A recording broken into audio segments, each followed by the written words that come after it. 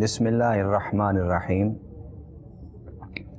وَاذْكُرُوا إِذْ جَعَلَكُمْ خُلَفَاءَ مِنْ بَعْدِ قَوْمِ نُوحٍ وَزَادَكُمْ فِي الْخَلْقِ بَسْطَةً فَاذْكُرُوا آلَاءَ اللَّهِ لَعَلَّكُمْ تُفْلِحُونَ صدق اللہ العظیم۔ قصص الانبیاء کے اس پروگرام میں آج ہم انشاءاللہ تعالی حضرت ہود علیہ السلام کا ذکر کریں گے۔ حضرت ہود علیہ السلام حضرت نوح علیہ السلام کے بعد تشریف لائے اور آپ کا سلسلہ نسب حضرت نوح علیہ السلام سے نامی پشت میں جا ملتا ہے۔ گویا حضرت نوح علیہ السلام اور حضرت ہود علیہ السلام کے درمیان بھی صدیوں کا زمانہ ہے۔ حضرت نوح علیہ السلام کے حوالے سے یہ گفتگو بڑی کم تھی کہ آیا وہ عرب سے ہیں یا نہیں، مگر حضرت ہود علیہ السلام کے بارے میں یہ تیقن کے ساتھ مفسرین نے لکھا کہ آپ عرب سے ہیں، اور پہلے وہ نبی ہیں کہ جو عربی زبان میں گفتگو فرمایا کرتے تھے۔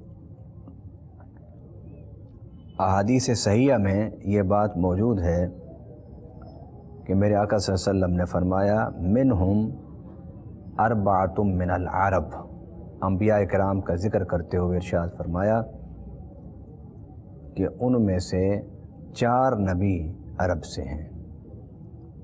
پہلے نبی ہود، دوسرے نبی صالح علیہ السلام، تیسرے نبی حضرت شعیب علیہ السلام، اور چوتھے نبی حضرت محمد رسول اللہ صلی اللہ علیہ وسلم۔ حضرت ہود علیہ السلام کا زیادہ جو وقت گزرا وہ یمن میں گزرا، اور جزیرۃ العرب میں جو عرب کی نشو و نما کا آغاز ہوا وہ یمن سے ہوتا ہے۔ جو قبیلہ جرہم جو آ کر مکہ میں آباد ہوا تھا جب حضرت اسماعیل علیہ السلام کی ایڑی سے پانی کا چشمہ پھوٹا تھا، وہ عرب نہیں تھے۔ حضرت اسماعیل علیہ السلام بھی عرب نہیں تھے، حضرت ابراہیم علیہ السلام بھی عرب نہیں تھے۔ یہ کنعان سے تشریف لائے تھے، فلسطین کے علاقے سے۔ تو روئے زمین پر وہ پہلا پیغمبر جس نے عربی میں گفتگو کی، عرب کہلایا، وہ حضرت ہود علیہ السلام ہیں۔ حضرت ہود علیہ السلام حضرت نوح علیہ السلام کے جو بیٹے سام تھے ان سے آپ کی پیدائش ہوئی، اور جو سام تھا آپ کے بیٹے، ان سے جو اولاد پیدا ہوئی وہی اولاد آپ کی عرب کہلائی، وہی اولاد آپ کی فارس کہلائی، اور اسی اولاد ہی کو رومی کہا جاتا تھا۔ گویا حضرت ہود علیہ السلام کے جو جد امجد تھے حضرت سام، جو حضرت نوح کے بیٹے تھے، ان کی اولاد سے 3 قومیں، 3 قبیلے، 3 برادریاں بڑی مشہور ہوئیں، معروف ہوئیں، ایک عرب، دوسرا فارس، اور تیسرا روم۔ یہ تینوں حضرت نوح علیہ السلام کے فرزند سام کی اولاد سے ہیں۔ تو گویا سام جو ہیں وہ عرب کے جد امجد ہیں، اہل فارس کے جد امجد ہیں، اہل روم کے جد امجد ہیں۔ حضرت ہود علیہ السلام، حضرت نوح علیہ السلام کے زمانہ کیونکہ صدیوں پر محیط تھا، تو وقت کے گزرنے کے ساتھ ساتھ لوگوں میں پھر وہ توحید جس کی شمع ایک دفعہ حضرت نوح علیہ السلام نے جلائی تھی وہ مدھم ہونے لگی اور لوگ پھر توحید کو چھوڑ کر شرک کی طرف جانے لگے۔ حضرت نوح علیہ السلام کے واقعہ میں یہ بات تھی کہ وہاں شرک کے بعد انسانوں میں طبقاتی تقسیم آ گئی تھی، اور حضرت ہود کے زمانے میں جو شرک کے بعد سب سے بڑی خرابی پیدا ہوئی وہ خرابی یہ تھی کہ ان میں غرور، تکبر اور نخوت پیدا ہوا، اور وہ اپنی قوم کے علاوہ کسی قوم کو دنیا کی عزت اور عظمت والی قوم تسلیم کرنے کے لیے تیار نہیں تھے۔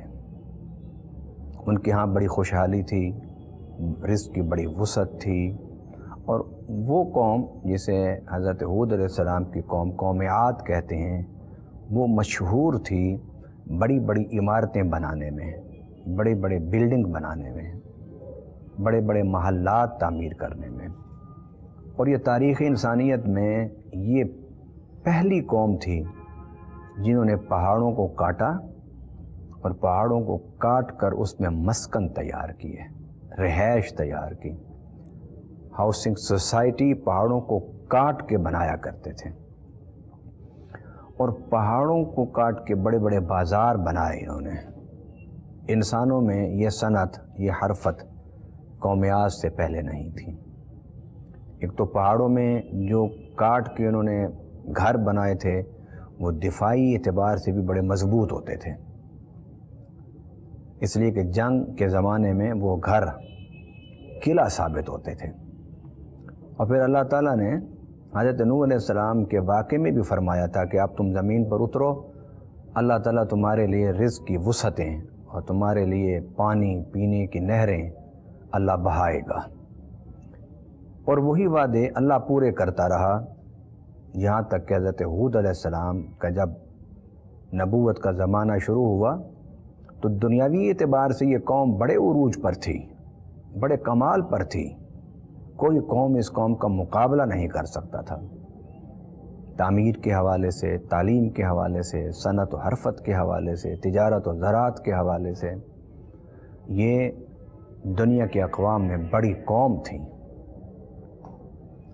مگر بڑی قوم ہونے کے ساتھ ساتھ ان میں دو خرابیاں پیدا ہو گئی۔ ایک اعتقادی طور پر کہ وہ شرک کی طرف مائل ہونے لگے، اور عجیب اتفاق ہے کہ شرک سے زمین کو پاک کرنے والے پیغمبر حضرت نوح علیہ السلام کے بعد حضرت ہود علیہ السلام آئے تو ان کے بھی تبلیغ کے الفاظ وہی تھے پہلے جو حضرت نوح علیہ السلام کے الفاظ تھے، اور وہ لفظ کیا تھے؟ وَإِلَىٰ عَادٍ أَخَاهُمْ هُودًا قَالَ يَا قَوْمِ اعْبُدُوا اللَّهَ مَا لَكُم مِّنْ إِلَٰهٍ غَيْرُهُ، اے میری قوم اللہ کی عبادت کرو، اللہ کے علاوہ کوئی عبادت کے لائق نہیں ہے۔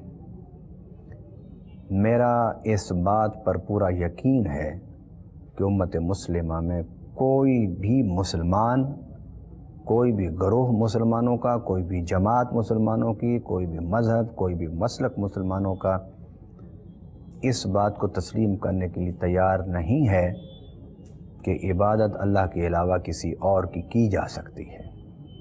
عبادت صرف اللہ کی ہوگی۔ حضرت نوح علیہ السلام نے یہی الفاظ فرمائے تھے۔ قرآن پاک میں اللہ فرماتا ہے لَقَدْ أَرْسَلْنَا نُوحًا إِلَىٰ قَوْمِهِ فَقَالَ يَا قَوْمِ اعْبُدُوا اللَّهَ مَا لَكُم مِّنْ إِلَٰهٍ غَيْرُهُ، اب میرے قوم اللہ کے علاوہ کسی اور کی عبادت نہ کرو، الہ صرف اللہ ہے۔ شرک سے، ضلالت سے، گمراہی سے نوح علیہ السلام نے زمین کو بالکل پاک اور صاف کر دیا تھا، اور طوفان نوح نے زمین کو ایک دفعہ بالکل مطہر کر دیا تھا، مگر صدیوں گزرنے کے بعد پھر وہی اعتقادی خرابی پیدا ہوئی کہ لوگ اپنے ہاتھوں کے بنائے ہوئے بتوں کو، اپنے ہاتھوں کے بنائے ہوئے تراشے ہوئے بتوں کو اللہ کے مقابل بٹھا کر رب کی طرح ان کی عبادت کرتے اور سجدے کرتے۔ اور دوسری جو خرابی پیدا ہوئی اس قوم میں وہ یہ کہ ان میں غرور اور تکبر کی بنیاد پر ظلم بڑا پھیل گیا تھا۔ جس قوم پر حملہ کرنا چاہتے جا کے حملہ کر لیتے، ان کے مال متاع کو لوٹ لیتے، ان کی عورتوں کو اپنا باندیاں بنا لیتے، مردوں کو قتل کر دیتے۔ آج اس دور میں بھی وہ قومیں جو دنیاوی ترقی کی بنیاد پر غرور اور تکبر کا شکار ہیں اور شتر بے مہارے کی طرح وہ ظلم اور ستم کا انہوں نے بازار گرم کیا ہوا ہے، انہیں اس واقعے کو اپنے سامنے رکھنا چاہیے اور اس واقعے کو سامنے رکھ کے اللہ سے توبہ کی طرف آنا چاہیے، رب سے معافی کی طرف آنا چاہیے۔ قرآن پاک میں اللہ تعالیٰ نے حضرت ہود علیہ السلام کی قوم کا ذکر کیا ہی اس لیے ہے تاکہ ان قوموں کے لیے عبرت کا سامان مہیا کیا جائے جو دنیاوی ترقی کی بنیاد پر دوسری قوموں کو محکوم بنا کر ان پر ظلم کرنا اپنا حق سمجھتے ہیں۔ ناظرین کرام، حضرت ہود علیہ السلام نے جب نبوت کا اعلان کیا تو وہی رویہ جو رویہ حضرت نوح علیہ السلام کے تھا ان کی قوم کا، وہی رویہ انہوں نے حضرت ہود علیہ السلام سے اختیار کیا، کیونکہ حضرت ہود علیہ السلام جب آپ نے اعلان نبوت فرمایا، آپ نے قوم سے مخاطب ہوئے تو قوم نے کیا کہا؟ قوم نے کہا اِنَّا لَنَرَاكَ فِي صَفَاحَةٍ وَإِنَّا لَنَظُنُّكَ مِنَ الْكَاذِبِينَ۔ اے ہود، تم جو باتیں کر رہے ہو کہ دنیا کی لذتیں، دنیا کی مزے چھوڑ دیا جائے اور اللہ کی طرف متوجہ ہوا جائے، یہ جو دنیا کو چھوڑ کے آخرت کو بنانے کی باتیں کر رہے ہو، یہ تو بے وقوفی کی باتیں ہیں۔ رب نے تمہیں کہاں کہا ہے کہ دنیا کی لذتوں چھوڑ دو، دنیا کے مزے چھوڑ دو؟ ہود علیہ السلام نے بڑا خوبصورت انہیں جواب دیا، فرمایا دنیا کی وہ لذتیں جو تمہیں آخرت سے غافل کر دیں ان کو چھوڑ دینا چاہیے۔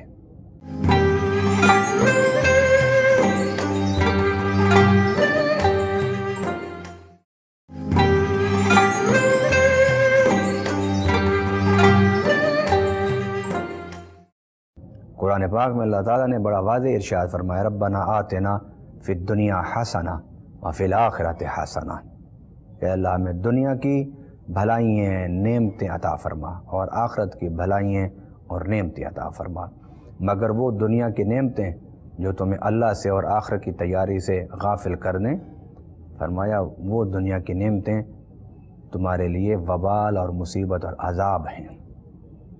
جب ہود علیہ السلام نے یہ انہیں کہا تو انہوں نے کہا کہ تم تو ہمیں بیوقوف لگتے ہو، نعوذ باللہ من ذالک۔ قرآن پاک کے واضح لفظ ہیں، اِنَّا لَنَرَاكَ فِي صَفَاحَةٍ، صفی ہو تم تو، صفاحت میں مبتلا ہو گئے ہو۔ یہ آنے والی دنیا کے لیے، ہم دنیا کے اس آنے والی کائنات کے لیے، آنے والے زمانے کے لیے دنیا کی ہم لذتوں کو چھوڑ دیں اور تمہارے کہنے پر چھوڑ دیں؟ ایسا نہیں ہو سکتا۔ ایک تو انہیں نعوذ باللہ بیوقوف کہا، پھر اس سے بڑھ کے کہا وَإِنَّا لَنَظُنُّكَ مِنَ الْكَاذِبِينَ، کہ ہم تو یہ سوچ رہے ہیں کہ تم تو جھوٹے ہو، تم تو جھوٹ بولتے ہو، تم یہ جھوٹ بولنا بند کر دو۔ اندازہ کیجئے کہ سمجھا رہے ہیں حضرت ہود علیہ السلام، بتا رہے ہیں کہ دنیا کے غلط کاموں کی وجہ سے آخرت کو تباہ نہ کرو، ظلم کا بازار گرم نہ کرو، لوگوں کو ستاؤ نہیں، لوگوں پر زیادتی نہ کرو، اپنی طاقت کے بل بوتے پر لوگوں کو اپنے پاؤں کا کیڑا نہ سمجھو۔ آپ سمجھا رہے ہیں ان کو، مگر وہ کیا کہہ رہے ہیں کہ آپ تو ہمیں بیوقوف نعوذ باللہ لگتے ہیں اور جھوٹے لگتے ہیں۔ الیاذ باللہ، کہ کتنی مقدس شخصیتیں اور کیسی ان کے ساتھ گفتگو کی جا رہی ہے۔ اگر اللہ نے انہیں بڑے منصب پر بٹھایا تھا تو دیکھیے اس بڑے منصب پر بٹھانے والے رب نے انہیں دل اور دماغ اور حوصلہ بھی بڑھا دیا تھا۔ حضرت نوح علیہ السلام نے ان کو جواب میں ارشاد فرمایا، ابلغکم رسالات ربی وانا لکم ناصح امین، میں تو صرف تمہیں رب کا پیغام پہنچا رہا ہوں بس، اور میں تو تمہیں صرف نصیحت کر رہا ہوں، اور میں امین ہوں۔ امین کس طرح؟ کہ جو رب مجھے دیتا ہے میں خالصتاً اسے آگے پہنچا دیتا ہوں۔ جو رب مجھے دے میں تمہارے ڈر کی وجہ سے، تمہارے خوف کی وجہ سے اس کو تبدیل کر کے اگر میں تمہیں پہنچاتا ہوں تو میں پھر امین نہیں رہتا۔ تمہارا رد عمل کوئی بھی ہو، تم جو کچھ بھی مجھے کہہ رہے ہو کہتے جاؤ، مگر میں نے وہی بات تمہیں پہنچانی ہے کہ جو بات مجھے میرے رب نے پہنچائی ہے، اس لیے کہ نبی وہی ہوتا ہے جو امین بھی ہوتا ہے، امین مخلوق کے معاملے میں بھی اور خالق کے معاملے میں بھی، امین دنیا کے معاملے میں بھی، دین کے معاملے میں بھی۔ اللہ اکبر۔ حضرت ہود علیہ السلام نے ان کی ساری بدتمیزی اور سخت باتوں کو برداشت کیا، مگر آپ نے حق پہنچانے میں ذرا بھر نہ کوتاہی کی اور نہ غفلت کی، اور آپ بے پرواہ ہو کے آپ ان سے بات کرتے تھے کہ نتیجہ کچھ بھی ہو کہ وہ میرے گلے میں ہار پہنائیں یا مجھے کانٹوں پر گھسیٹیں۔ نبی اور پیغمبر اور رسول بات وہی کرتا ہے جو بات اللہ تعالیٰ اسے پہنچاتا ہے۔ اللہ اکبر۔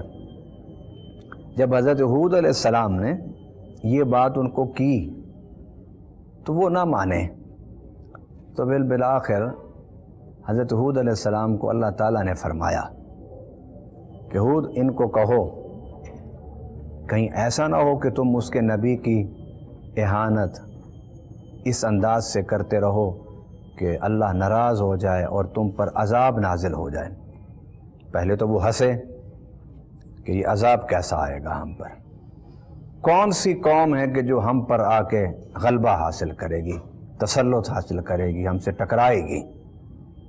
اور یہ بات صدیوں مشت پر محیط ہے کہ قوم عاد سے کوئی قوم اگر ٹکرائی ہو تو فتح حاصل نہیں کر پائی۔ ان کو بڑا غرور تھا۔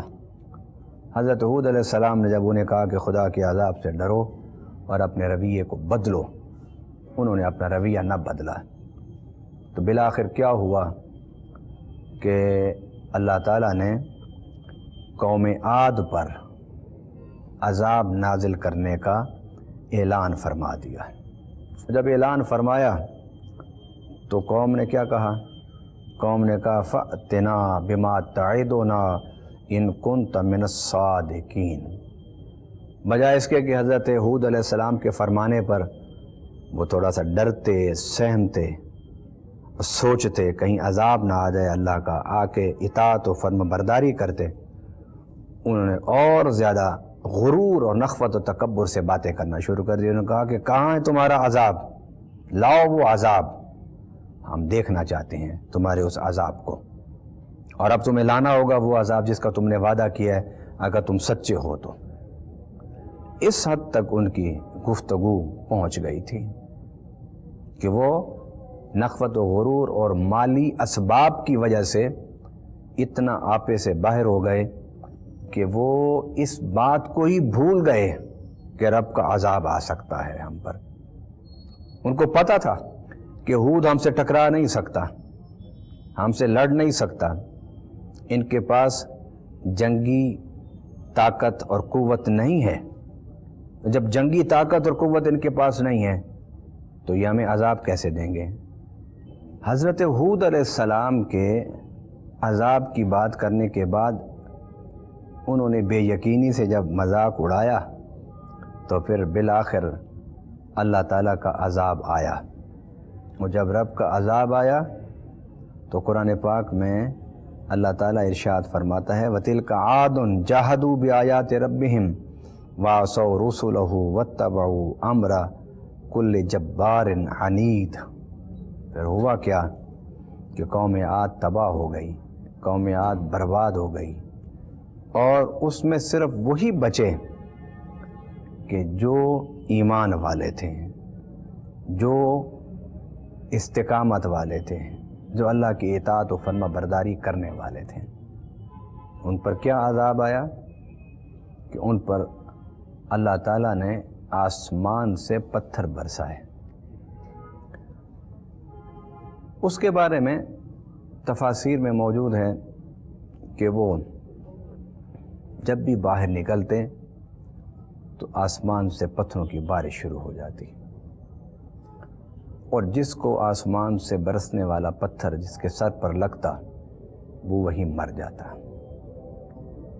اور یہ سلسلہ چلتا رہا، اور پھر وہ وقت آیا کہ حضرت ہود علیہ السلام کی جو نافرمان اور سرکش قوم تھی اس کا نشان مٹ گیا، اور صرف وہی لوگ بچے جنہوں نے حضرت ہود پر ایمان لائے تھے۔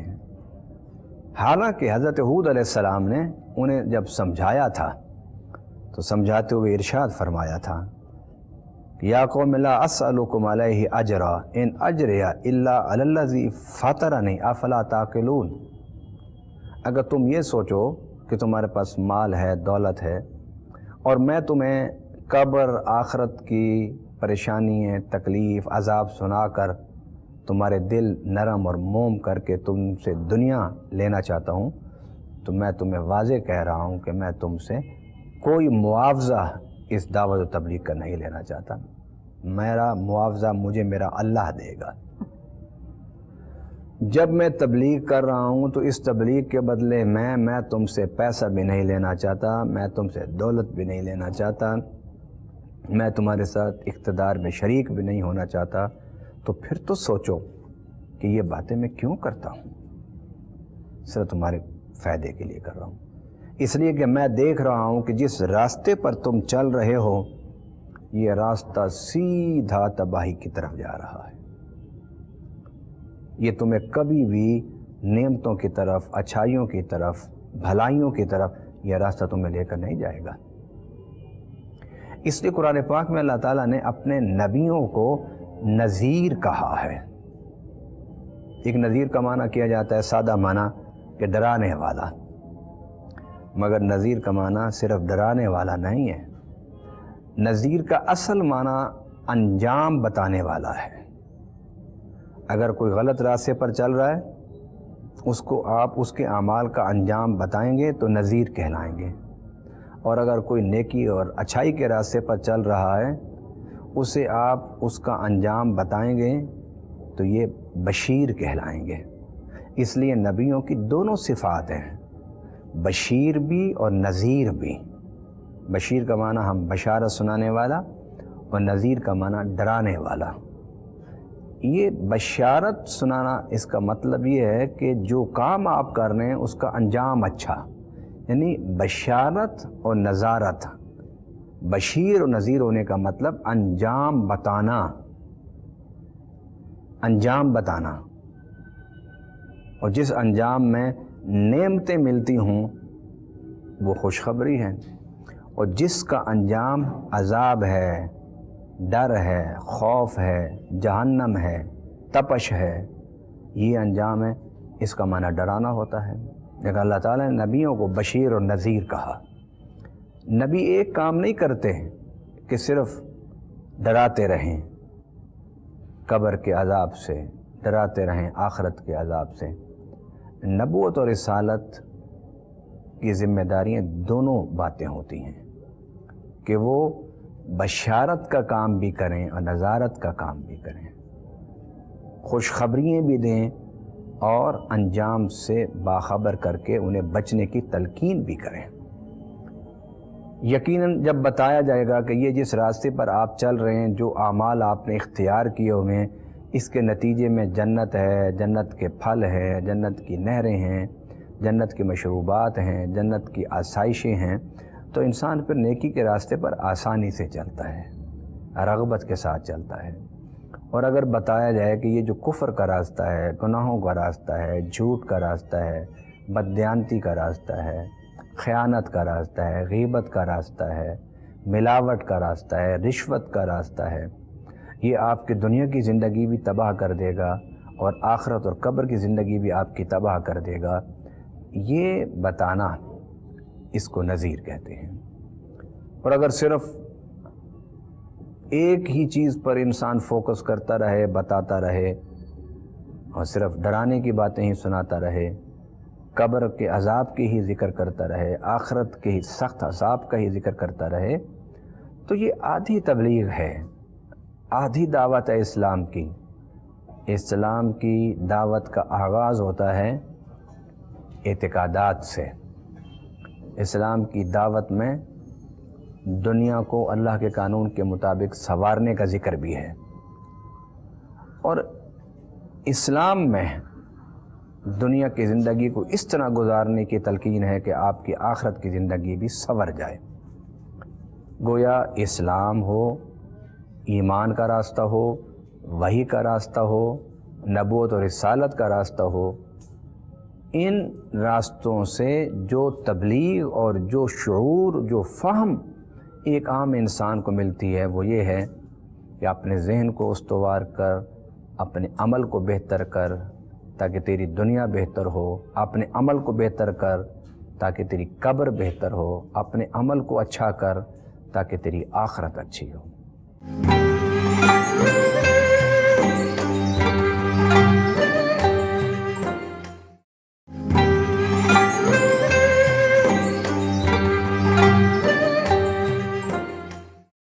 ناظرین کرام، وہ عمل جو آپ کی دنیا کو سنواریں گے انہی عمل سے ہی آپ کی قبر سنورنی ہے۔ وہی عمل جو آپ کی دنیا کو بہتر کر دیں گے وہی عمل آپ کی آخرت کو بہتر کریں گے۔ دنیا کی زندگی کو بہتر کرنے کے لیے کوئی اور عمل نہیں ہے کہ آخرت کی زندگی کو بہتر کرنے کے لیے اس کے علاوہ کوئی عمل ہو، ہرگز نہیں۔ اسلام یہ کہتا ہے کہ سچ بولو، اسی سچ بولنے سے آپ کی دنیا کی زندگی بہتر ہوگی اور آخرت کی بھی بہتر ہوگی۔ اسلام کہتا ہے کہ غیبت نہ کرو، تہمت نہ لگاؤ۔ اگر آپ اس کو چھوڑ دیں گے تو آپ کی معاشرتی زندگی بہتر ہوگی اور اسی سے آپ کی آخرت کی، اسی عمل سے آخرت کی زندگی بہتر ہونی ہے۔ اسلام یہ کہتا ہے کہ دوسروں کو عزتوں کے محافظ بنو، اس عمل سے آپ کی دنیا کی زندگی بہتر ہوگی اور اسی عمل اختیار کرنے سے آپ کی آخرت کی زندگی بہتری ہوگی۔ حلال کھاؤ، اس عمل کو جب آپ اختیار کریں گے تو آپ کی دنیا بہتر ہوگی اور اسی عمل سے آپ کی آخرت بہتر ہونی ہے۔ ہمارے ہاں یہ سوچ پیدا ہو گئی ہے اور خدا جانے کس نے پیدا کی اور کیسے پیدا ہوئی کہ ہم نے دو الگ چیپٹر بنائے ہوئے ہیں کہ یہ اگر عمل ہم کریں گے تو ہماری دنیا بہتر ہوگی اور یہ عمل کریں گے تو ہماری آخرت بہتر ہوگی۔ اسلام ہی کی تو یہ خوبی ہے کہ وہ دین کو، مذہب کو دو حصوں میں تقسیم ہی نہیں کرتا۔ اب آئیے، جو اس پوری سوچ کو سمجھنے کے لیے ضروری ہے وہ یہ ہے کہ جو لوگ اللہ کی سوچ نہیں رکھتے وہ اگر یہ عمل اختیار کریں گے تو ان کی دنیا تو بہتر ہوگی، آخرت پر وہ یقین ہی نہیں رکھتے، آخرت ان کے ذہن میں ہی نہیں ہے تو یہ عمل انہیں آخرت میں کچھ نہیں دے سکیں گے۔ اور اگر ایک عمل کرنے والا، اچھے عمل کرنے والا، اس کے ذہن میں یہ بھی ہے کہ میرا اللہ موجود ہے جس نے مجھے پیدا کیا، میرا اللہ موجود ہے جو قبر میں میرا حساب لے گا، میرا اللہ موجود ہے جس نے مجھ سے آخرت میں مجھے نعمتیں دینی ہیں، وہ اللہ میرا حساب لے گا آخرت میں، یہ عقیدہ اس کا اگر موجود ہے تو یہ عقیدہ اور یہی عمل جب آپس میں جڑ جائیں گے تو آپ کو آخرت میں بھی ساری نعمتیں مل جائیں گی۔ عمل یہی ہیں، اگر یہ عمل رب کے تصور کے ساتھ جڑے ہوئے ہوں گے تو آپ کو انہی عمل کی بنیاد پر آخرت میں سب کچھ ملے گا۔ اور اگر آپ نے عمل یہی کیے لیکن ان عمل کی بنیاد رب کے تصور پر نہیں ہے تو رب کیونکہ انصاف کرنے والا ہے، اس لیے وہ کہتا ہے کہ جو دنیا کو سامنے رکھ کے یہ عمل اختیار کرے گا ہم اس کو دنیا میں اس کا پورا اجر دے دیں گے، آخرت میں اس کے لیے کچھ بھی نہیں ہے، اس لیے کہ وہ آخرت کا تو یقین ہی نہیں رکھتا تھا، وہ تو اللہ کا تصور ہی رکھتا تھا۔ آئیے میں اسی تصور کی وضاحت کرتے ہوئے پھر حضرت ہود علیہ السلام کے واقعے کی طرف اس کو جوڑنا چاہتا ہوں۔ حضور صلی اللہ علیہ وسلم نے کیا ارشاد نہیں فرمایا کہ جو شخص گھر سے نکلتا ہے نماز پڑھنے کے لیے اس کے پہلے قدم سے اس کے نامہ اعمال میں نیکیاں لکھی جاتی ہیں؟ میرے آقا نے ارشاد فرمایا کہ جب وہ گھر سے نکل کے مسجد میں جاتا ہے تو راستے میں اللہ کی رحمت کے فرشتے اس پر سایہ کرتے ہیں، جب وہ نماز پڑھ کے واپس پلٹتا ہے تو ہر قدم پر اس کو ثواب ملتا ہے، یہاں تک کہ وہ اپنے گھر میں پہنچ جاتا ہے رب کے رحمت کے فرشتے اس پر سایہ کیے رہتے ہیں۔ یہی حدیث ہے نا عبادات کے حوالے سے۔ اب آئیے یہی حدیث معاملات کے حوالے سے آپ دیکھ لیں کہ میرے آقا صلی اللہ علیہ وسلم نے فرمایا کہ جو شخص کسی کی عیادت کرنے کے لیے گھر سے نکلتا ہے، اس کے ہر قدم پر اللہ اس کو اجر دیتا ہے، اور جب وہ جاتا ہے مریض کی عیادت کرنے کے لیے تو سارے راستے رب کے رحمت کے فرشتے اس پر سایہ کیے رہتے ہیں، یہاں تک کہ وہ واپس پلٹتا ہے تو ہر قدم پر اس کو نیکی ملتی ہے، اور واپس پلٹنے کے راستے میں بھی اس پر اللہ کی رحمت کا سایہ ہوتا ہے۔ اب ادھر رب کی عبادت میں بھی یہی حدیث ہے، ادھر بندوں کی عیادت کے لیے جانے والے کے لیے بھی یہی حدیث ہے۔ اور اسی طرح وہ حدیث کہ جو شخص اپنے بچوں کے لیے اور اپنے بوڑھے ماں باپ کے لیے رزق کماتا ہے، سارا دن بازار میں رب کے رحمت کے فرشتے اس پر بھی سایہ کیے رہتے ہیں، اور ہر قدم پر اللہ اس کو اجر دیتا ہے۔ یہ بھی تو حدیث ہے۔ عمل وہی ہیں، آخرت کی کامیابی کے لیے کوئی نیا چیپٹر نہیں کھولنا پڑتا، عمل وہی رہیں گے، وہی عمل آپ کے بنیاد بن جائیں گے آخرت کی نعمتوں کے حصول کے لیے، اگر آپ یہ عمل اس لیے کریں گے کہ میرے اللہ نے مجھے حکم دیا، میرے آقا صلی اللہ علیہ وسلم نے مجھے حکم دیا۔ جب انہی اعمال کو آپ کرتے ہوئے بنیاد بنا لیں گے عقیدہ توحید کو، بنیاد بنا لیں گے عقیدہ رسالت کو، تو پھر یہی عمل جو ہیں دو کام کرنے لگ جائیں گے کہ آپ کی دنیا بھی سنواریں گے، آپ کی آخرت بھی سنواریں گے۔ اسی بات کو سمجھانے کے لیے ایک حدیث مبارک ہے، میرا خیال یہ کہ اس حدیث کو سننے کے بعد علم رکھنے والا یا کم علم دونوں اس نقطے کو سمجھ سکیں گے کہ حضور صلی اللہ علیہ وسلم ایک صحابی کے گھر دعا کے لیے تشریف لائے، اس نے نیا گھر بنایا تھا، تو میرے آقا داخل ہوئے تو دیکھا کہ روشن دان بنا ہوا ہے۔ میرے آقا نے پوچھا یہ روشن دان کیوں بنایا؟ اس نے کہا حضور ہوا کے لیے۔ تو میرے آقا صلی اللہ علیہ وسلم نے فرمایا ارے بھائی اذان کی نیت کر لیتے، ہوا تو آنی ہی تھی، اور اگر اذان کی نیت کر لیتے تو اس روشن دان بنانے کا ثواب تمہیں ملتا۔ ایک تو دنیاوی ثواب ہے کہ ہوا آتی، اور ایک اخروی ثواب کہ اسی کے بنانے پر تمہیں اللہ آخرت میں بھی اجر عطا فرماتا۔ ناظرین کرام، حضرت ہود علیہ السلام نے بھی یہی فرمایا۔ آپ نے فرمایا وَيَا قَوْمِ اسْتَغْفِرُوا رَبَّكُمْ ثُمَّ تُوبُوا إِلَيْهِ يُرْسِلِ السَّمَاءَ عَلَيْكُمْ مِدْرَارًا وَيَزِدْكُمْ قُوَّةً إِلَىٰ قُوَّتِكُمْ وَلَا تَتَوَلَّوْا مُجْرِمِينَ۔ فرمایا اے میری قوم، اللہ سے استغفار کرو۔ جب تم رب سے استغفار کرو گے، اپنے گناہوں کی معافی مانگو گے، تو پھر توبہ کرو گے تو اللہ تعالیٰ آسمان سے تمہارے لیے رزق اتارے گا، تمہاری قوت کو بڑھائے گا، تمہاری طاقت کو اور بڑھائے گا۔ تم پہلے سے ہی طاقتور ہو، دنیا کے ممتاز قوم ہو، مگر اگر ظلم کے راستے پر چلتے رہو گے، توحید کو چھوڑ بیٹھو گے، تو پھر تمہیں تباہی سے کوئی نہیں بچا سکے گا، خواہ کتنے ہی تم طاقتور کیوں نہ ہو، کتنے ہی تم قوت والے کیوں نہ ہو، کبھی نہیں بچ سکو گے۔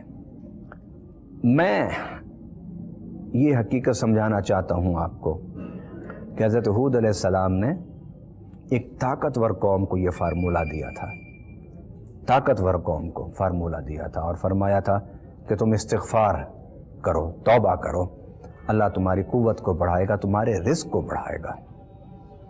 یہ طاقتور قوم کو فرمایا جا رہا ہے، اور یہی فارمولہ ان قوموں کے لیے بھی ہے کہ جو اخلاقی پستی میں گر چکی ہیں، جو اخلاقی بہرہ کا شکار ہیں، جن کو پتہ نہیں کہ بڑے کے ساتھ کیسے بات کرنی ہے، جس کو علم نہیں کہ چھوٹے سے کیسے گفتگو کرنی ہے، جس کو یہ نہیں پتہ کہ راستے کا کیا حق ہے، راستے پر چلنے والے ساتھیوں کو کیا حقوق ہے، جس کو یہ بھی نہیں پتہ کہ اگر ہسپتال میں نے جانا ہے تو مجھ سے پہلے اگر مریض بیٹھے ہیں تو میں نے کیا رویہ رکھنا ہے، جس قوم کو یہ بھی نہ پتہ ہو کہ میں نے اپنے سکول میں جا کے بچوں کے ساتھ شفقت و محبت کے ساتھ ان کو تعلیم دینی ہے اور پورا ٹائم دینا ہے، جس قوم کو یہ بھی نہ پتہ ہو کہ دوائیوں میں اور خوراک میں ملاوٹ کرنے سے وہ دوسروں کو تباہ نہیں کر رہا، اپنی نسل کو تباہ کر رہا ہے، وہ قوم جس کو یہ بھی نہ پتہ ہو کہ بددیانتی، خیانت اور کرپشن کا کیا نتیجہ ہو سکتا ہے، اور جس کی وجہ سے